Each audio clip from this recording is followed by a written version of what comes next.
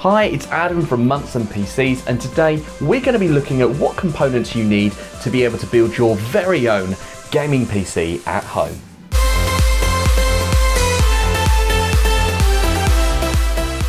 So you're obviously here because you're thinking of building your own gaming PC. Well, fear not, all of the parts that I've got here today have been sourced within the last couple of weeks. So there is stock coming in, although you will find you're paying a little bit over the odds for graphics cards and things like that just at the moment. The 7 core components that you need for a computer, you've got your CPU, your motherboard, RAM, storage, graphics card, power supply, and finally your case. Now that didn't fit on the desk, but I will show you which case we've got in a little while. So firstly, let's take a look at the CPU, or the processor. Now this is the brain of your computer and it will affect how quickly your computer can do things.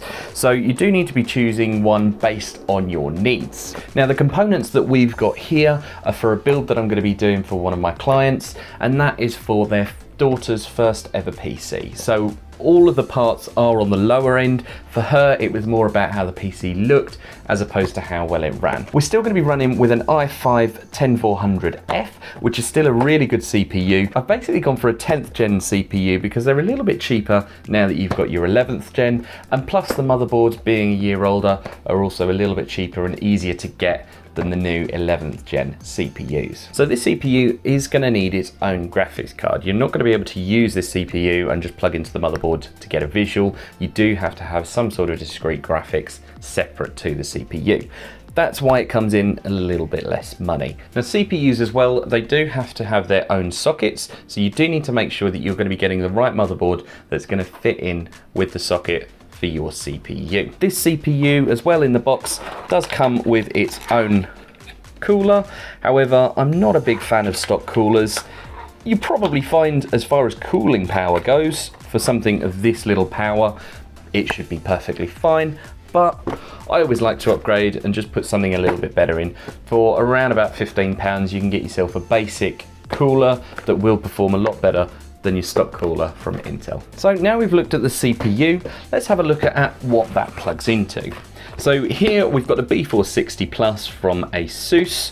This is a very basic board, but again, we were on a little bit of a budget because it was their first gaming computer. However, if you look at the power consumption of the parts that we've got, this will be absolutely perfect for that. And it's got a few features on here that were desirable as well. So let's have a look at the board itself. So if we look at the motherboard here, you can see that you've got 4 DIMM slots for your DDR4 RAM, your CPU slot, your main power. Now the thing I liked about this is you have got 6 SATA ports with 2 of them, so that if you've got the right angles, your cable management's going to be perfect. You've got 2 M.2 SSD slots as well in here, because we are going to be using an M.2 SSD when going through the build. So a couple of things that you need to be looking out for when getting a motherboard is, first of all, how many fans you've got in your case and how many fan slots you're going to need. So I have actually got 3 chassis fans on here, along with our 1 CPU fan. So for me, that's not going to be a problem at all. Other things that you might want to be looking out for is any Rgb headers. Are you going to be having light up fans? Do you need an Rgb fan controller in the back? Or do you have enough ports on your motherboard? This being very basic, I believe it's only got the 1 Rgb header. No, we've got 2, we've got 1 at the bottom as well. So there will be more than enough Rgb for what we're going to be needing. Next, other things you're going to be looking out for is what type of USB ports you've got available. So for example, if you're using a case that's got a USB-C port, do you have a USB-C port on the motherboard?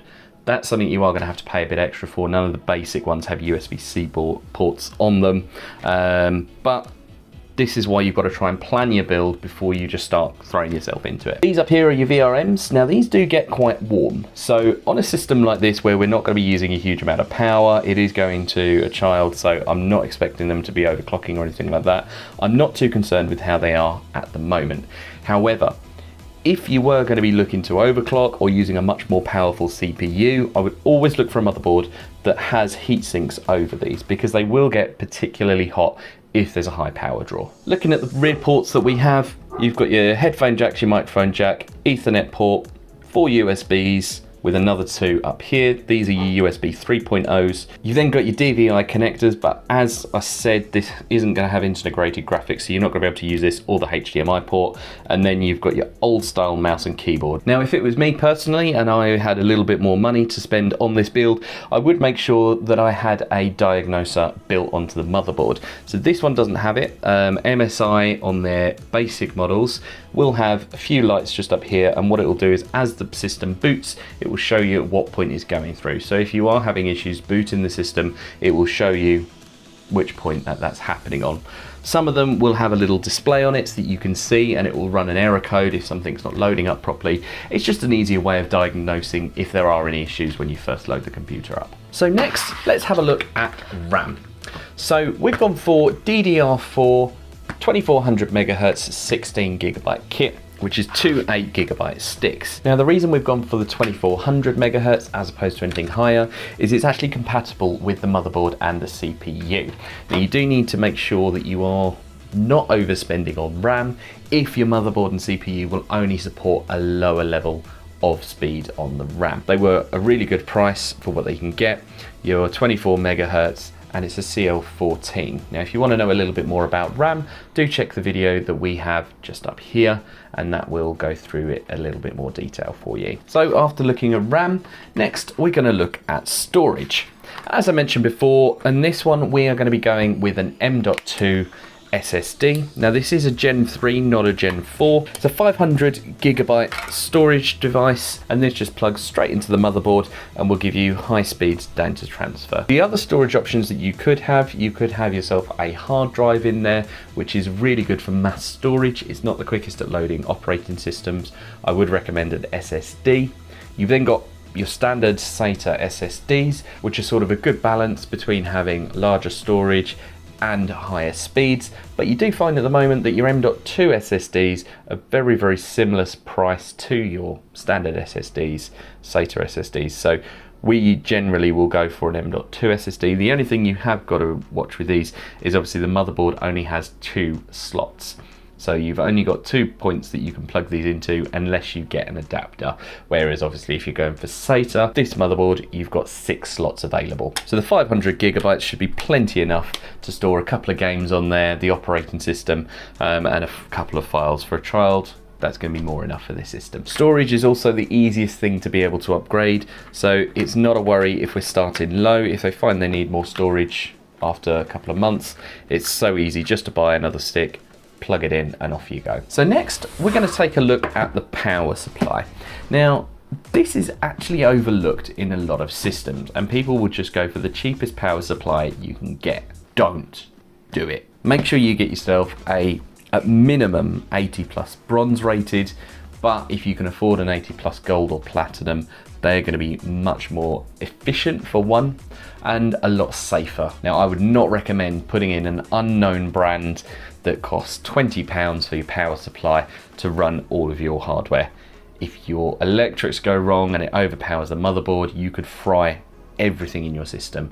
You don't want to get that wrong. And worst case scenario, it causes a fire. You don't want that. Make sure you go for a brand that you know. Now, these, the CV650, they are a cheaper version of the Corsairs, but it is still 80 plus bronze rated. It's going to be a fantastic power supply for the parts that we've got. So when choosing which power supply to go for, you've got to make sure that you know whether you're going to be going for a fully modular power supply or whether you're going to go for a wired one like this. Your modular one essentially means that you can plug in just the cables that you need. Wired, all the cables are already plugged in. Also, if you are going for higher end hardware or you're going to be putting more into your PC, you're going to need to make sure you've got enough cables to connect to everything. Because this is quite a basic build, I know that all of the cables we've got here are going to be enough for what we need. The only thing I would say about wired power supplies is obviously if you do have too many cables and not going to be plugging them into your system, you've got to try and find somewhere to hide them underneath. If you've got a big enough case, that's not going to be a problem, but if you're in a micro ATX case, then you might struggle to fit some of the cables in. So second to last, but very much not least, we're going to be talking about the graphics card. Obviously, for a gaming computer, this is where most of your money's going to go. So we've got the 1650 Super. Graphics cards are really hard to get at the moment. Again, if you want to know a little bit more about that, there is a card up here to click and go and watch that video. This is one of the graphics cards that I have found in stock. Yes, we did pay a little bit more than you would normally pay for this sort of graphics card. However, it wasn't paid to a scalper, it was done direct through a website. So I'm not too concerned about paying the little extra on that. So let's have a quick look at the graphics card. Now this one is quite good because it is a little bit shorter. So if you have got a smaller system, it will fit a little bit easier. Again, we're in quite a big case, so that's not going to be too much of an issue. The things to look out for are going to be what sort of ports you've got on the back. So this one's got a DVI, it's got a HDMI, and it's got a display port. So that's not going to be an issue, again, for what we're going to be using it for. Because it is quite a low power card, 2 fans is going to be more than enough. I would say if you're looking at the new 3080s, the 3090s, trying to get something that's a triple fan design will keep the card cooler, which means it will run a little bit better for you. But on a card this sort of size, this type of heatsink, these fans are not going to have any issue with temperatures whatsoever. Now I'm not going to go too much into the graphics cards that you can get, because at the moment you can't get any pretty much other than these ones, but you are going to be paying over the top. So I'll put links to all of these parts in the description below. Hello.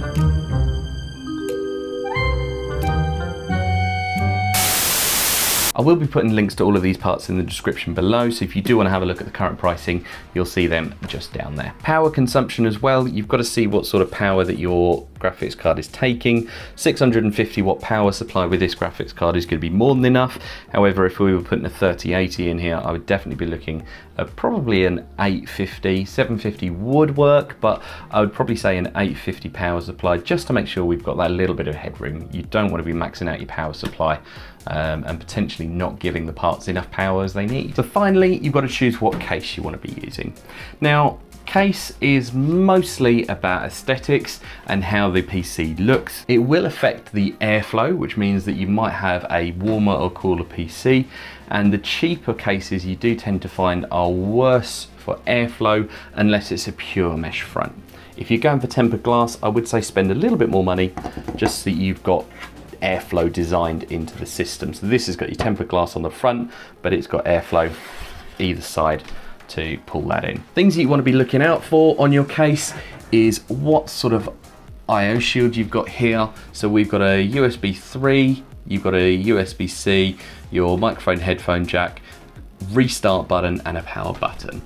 On the top, you've also got a dust shield, which is absolutely fantastic, especially if you're going to be putting fans on the top. We're not going to be doing that in this build, so we're not going to have to worry too much about that, but it's just nice to keep the dust out of the system. Other things to look at is how the side panel attaches. So on here, you've got 2 screws on the back that will unscrew, and they actually stay in as part of the side panel, so they don't come off completely. And then the side panel slides out of position. Other things to look for in your case is obviously making sure that all the components are going to fit. So if you've got a long graphics card, once you've got your motherboard in here, is that going to fit with the fans? If you have a radiator at the front, will that fit with this? This case being the 4000X has a lovely little slot that you can pull out so that you can put your radiator in here if you want to. Now, other things to look at as well, have you got a vertical mount? Where's that going to be going? And again, cable management. Now, something I really like about this case is this is covering where your cables go. So just behind this, there's little holes, and that'll take you into the cable management on the back of the case. Now, if we have a look at the back, so looking in the back of the case, and this is where you'll get in the slightly more premium cases, when you pay a little bit more, you get a little bit more back here. So for example, the mounting options to put your SSDs on, and then you can literally just screw these in particularly easy. Whether you've got cable channeling to help you with your cable management, built-in Velcro ties already, you don't get them on every system. And again, how much room you've got behind the system, because if you've got a lot of cables and it's only thin between the back case and the motherboard tray, you are going to find that you're going to have trouble cable managing back here. Now, I love this case. I think it's fantastic. It's really, really built well. You've got an RGB hub for the fans already, which is fantastic. There are only 3 fans in here at the moment, but you can put another 3 on here if you want to upgrade that. And as I said, this build that we're going to be doing is more about aesthetics than it is about power and performance for the PC. And I actually think this case looks absolutely fantastic. I think that is a really nice case from the front, and I can't wait to get building in it and turn it on, see how it looks. So you know what parts go in, but how much should you be spending on each part? Well, let's, for example, break this down. So if we had £1,000 to spend, or $1,000, on your graphics card, you should be looking to spend between £400 and £500, just to make sure you have got the best quality gaming that you can. And this is for a gaming PC. If you're obviously doing other things, you may want to put money elsewhere as well. So I would say £400 to £500 on your graphics card. Your CPU, I would then be putting about £200 to £250, because these are the two main parts that you're going to need in your build. Motherboard, I'd say about 10% of that, so £100 on your motherboard. RAM you can pick up for around about £70 at the moment, and that's for 2 sticks of 8GB DDR4. Again, you want to try and get the best power supply you can for your money. I would probably say at around about £70 of the storage. Again, it's entirely dependent on what you're going to be using for. If you're looking to have a high capacity storage, get yourself a cheap M.2 SSD just for your operating system of 128 gig, and then get yourself maybe a 4TB or a 2TB hard drive that you can just stick in underneath for your mass storage. And then finally, case. And case is mostly aesthetics, but you can get cases half decent for around about £40, £50.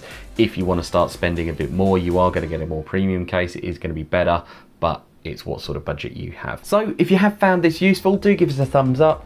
Guys, we are going to be using these parts to build a computer very, very soon. So if you do want to catch it, make sure you've subscribed and hit the little bell icon to be notified. Thanks for watching, and as always, we'll see you in the next one.